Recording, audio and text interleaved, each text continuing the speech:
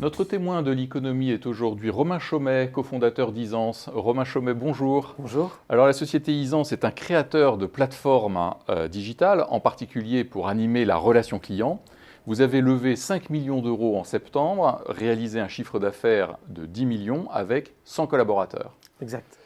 Alors pouvez-vous déjà rappeler en deux mots la différence entre ce qu'est une plateforme et un site web de commerce traditionnel?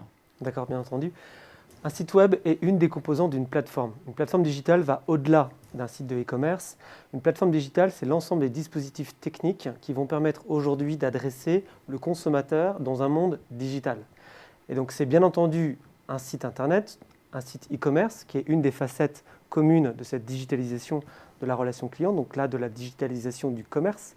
Mais il y a bien entendu d'autres composantes qui s'ajoutent, comme le CRM, qui doit être aussi aujourd'hui très lié à la plateforme de vente et notamment du site internet, mais aussi le marketing qui est de plus en plus digitalisé et toutes les composantes permettant d'animer ces plateformes digitales. Alors le profil du consommateur a-t-il changé? Le profil du consommateur a totalement changé depuis à peu près, on va dire 2010, qui est un petit peu la date pivot qui est donnée par les analystes, et il a changé pour de multiples raisons. Ce qui a vraiment changé, c'est la prise de contrôle que le consommateur s'est approprié sur son écosystème, que ce soit les enseignes, les marques, les organisations sociétales aussi, et puis tout ce qui fait qu'aujourd'hui, il peut inverser la relation qui existait précédemment entre lui et généralement les entreprises. Alors quelles sont les raisons de cette prise de contrôle du consommateur? Le consommateur, aujourd'hui, a des outils qui lui permettent de réinverser cette relation. Le premier de ces outils, bien entendu, c'est l'avènement d'Internet. Et Internet a redonné au consommateur la connaissance. Il peut s'informer, il est même de plus en plus informé, voire surinformé. Et cette connaissance lui redonne une capacité de jugement et d'analyse par rapport à ce que pouvaient lui proposer les marques et les entreprises. Et donc, aller au-delà du simple message marketing. Donc c'est presque déjà un expert quand il arrive dans le magasin. C'est très souvent un expert et il y a même aujourd'hui un ensemble de stratégies pour réinventer le rôle du vendeur, qui n'est plus le vendeur d'hier, mais qui doit être un vendeur qui accompagne le choix du consommateur. Alors quels sont les impacts de manière plus macroéconomique sur les marchés B2C?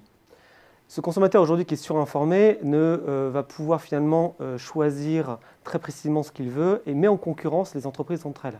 Donc les entreprises doivent aujourd'hui se mettre dans une posture de service, d'accompagnement de ce consommateur pour finalement l'amener à acheter le produit qui l'intéresse. Mais ce qui doit du coup changer, ce que les entreprises doivent changer, c'est leur posture et non plus essayer de vendre, mais essayer finalement de permettre au consommateur de mieux acheter. Et donc c'est tout un raisonnement qui doit se traduire dans la relation client, dans le marketing et dans la stratégie commerciale. Ah oui. Alors on parle déjà du consommateur roi depuis les années, le mass market depuis les années 60. On parle du service apporté aux clients depuis le service après-vente Darty. Et donc là, s'introduit une espèce de rupture ou est-ce que c'est juste une continuité de tendance? Alors, c'est très certainement une continuité de cette tendance-là. On a des consommateurs aujourd'hui qui veulent tout. Ils veulent le choix dans les produits et la qualité du service. Mais surtout, ils se sont habitués à des nouveaux acteurs, comme Amazon principalement, qui a hissé très haut la qualité de la relation entre une enseigne et un consommateur.